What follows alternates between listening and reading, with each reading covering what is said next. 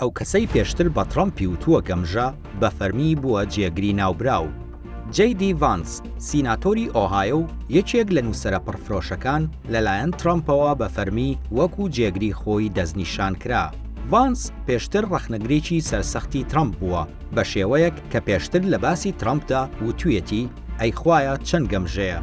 هەروەها وتوویەتی من هەرگیز پشتیوانی ترامپ نیم، هەرگیز حەزم لێی نەبووە. ڤانس وتوشێتی وای دەبینم دەبێت ئیدانە بکرێت. ئەو وتانەی ڤانس دەگەڕێنەوە بۆ ساڵی 2016 کاتێک کتێبەکەی خۆی بڵاو کردەوە کە باسی لە نەهامەتی ژیانی چینی کرێکار و ناوچە دوورەدەستەکانی ئەمریکای دەکرد. بۆ ئەمەش بارودۆخی سەختی ژیانی خۆی و خانەوادەکەی وەکو یاداشنامەیەک نووسیوەتەوە. بەڵام دوای چەند ساڵێک ڤانس بە تەواوی و بە شێوەیەکی خێرا بووە پشتیوانی ترامپ. تەنانەت پێشبینی دەکرێت کە یەکێک بێت لە ڕکابەرەکانی سەرۆکایەتی ئەمریکا بۆ هەڵبژاردنەکانی 2028. ڤانس لە دایکێکی ئالوودەبوو بە مادەی هۆشبەر لەدایک بوو و باوکیشی لە کاتێکدا جەیدی منداڵێکی بچووک بووە بەجێی هێشتووە، لەبەر ئەوەشە لەلایەن داپیرە و باپیرەیەوە پەروەردە کراوە. ڤانس لە دوای بڵاوکردنەوەی کتێبەکەیەوە ناوبانگێکی زۆری پەیدا کرد. تەنانەت لەم دواییانەدا کتێبەکە لەلایەن تۆڕی نێتفلێکسەوە کرا بە فیلمێکی نزیکەی 2 کاتژمێری. لە کاتێکدا ڤانس کتێبەکەی لە بازاڕدا بوو، ئەم خۆی لە ناو هێزەکانی مارێنز لە عێراق خزمەتی دەکرد و لە دواتردا گەڕاوەتەوە بۆ خوێندن لە زانکۆی ویلایەتی ئۆهایۆ.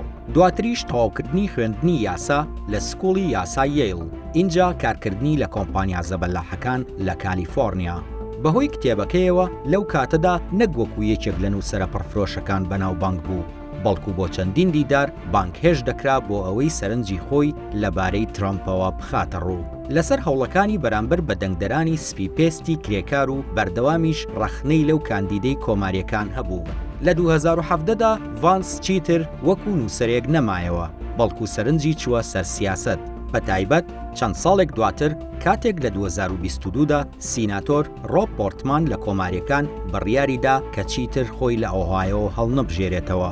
ئەویش سوودمەند بوو لەو دەرفەتە. بەهۆی پشتیوانی پیتەر سێڵ و بە پشتیوانی دارایی 10 ملیۆن دۆلار توانی کەمپینێکی بەهێزی هەڵبژاردن ئەنجام بدات.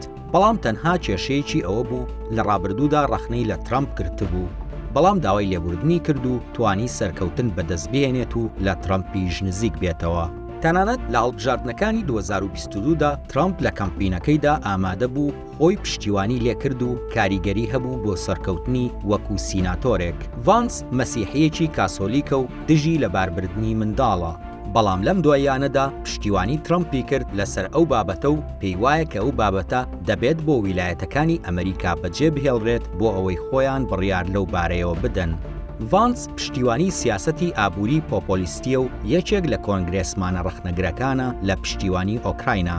جێگرەکەی ترامپ پێشتر دژی داگیرکردنی عێراق بووە لە 2023دا و پشتیوانی ئیسرائیلە. ڤانس لەبارەی عێراقەوە دەڵێت من بە شانازیەوە خزمەتی وڵاتەکەم کردووە لە عێراق، بەڵام بەڵێنەکانی بنیاتنانی سیاسەتێکی دەرەوە لە وڵاتەدا بە تەواوی گاڵتەجاری بووە.